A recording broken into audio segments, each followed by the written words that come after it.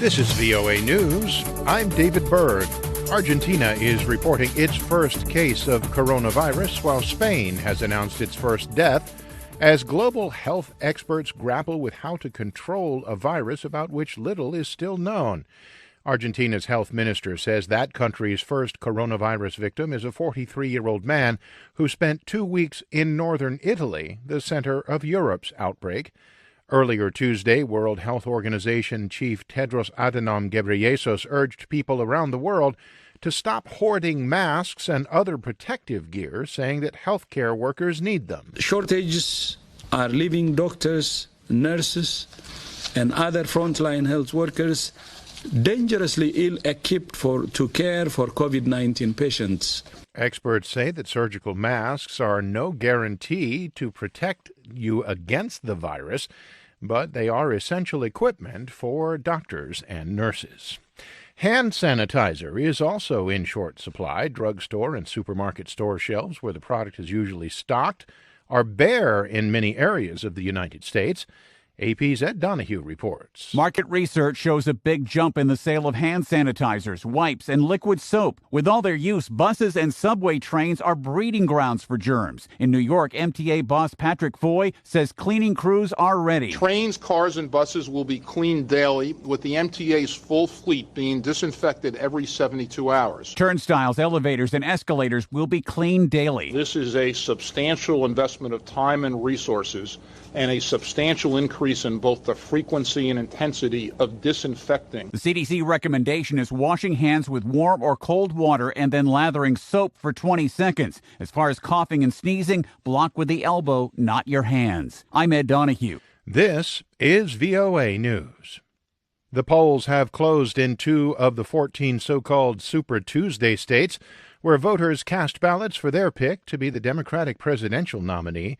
Polls in Virginia and Vermont closed at 0 hours UTC, while polls in North Carolina will close in 30 minutes. More than 1,300 delegates are at stake in the 14 states and 1 territory. 1,991 delegates are needed to capture the nomination on the first ballot of this year's Democratic convention. A judge in Tennessee has ruled that the polls there should stay open an extra hour after devastating tornadoes swept through the state early Tuesday. As AP's Rita Foley reports, the death toll from the deadly storms has reached 25. The twisters killed people, shredded buildings, snapped power lines, and knocked down trees. Meteorologist Mark Rose lives in Nashville. I got woken up in the middle of the night by the storm, and my wife and my dog and I had to hide. Nashville's mayor calls it a reminder of how fragile life is. Governor Bill Lee is asking the public, pray for the families across our state that are facing tragedy right now. The tornadoes spun off of a line of storms that stretched from Alabama into Pennsylvania.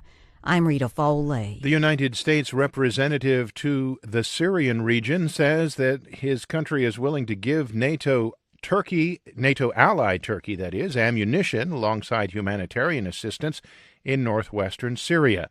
Reuters' Lucy Fielder has more. U.S. Special Representative to the region James Jeffrey, visiting the no-man's land between Turkey and Syria, said Washington would ensure U.S.-made equipment is on hand for Ankara. Turkey has asked for help from NATO. They've asked for help from us. First of all, humanitarian help that Ambassador Kraft talked about. Secondly, as NATO allies, we share information.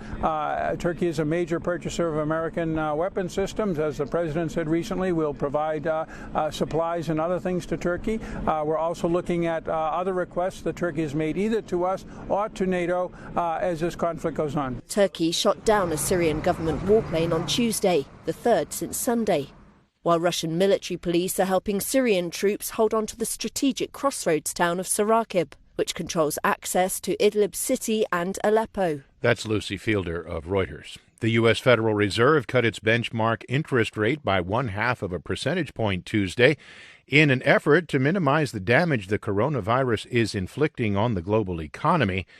However, the Fed's action couldn't keep Wall Street from falling again. The Dow lost 2.94%, the S&P dropped by 2.81%, and the Nasdaq lost 2.99%. For more, visit voanews.com. I'm David Byrd, VOA News.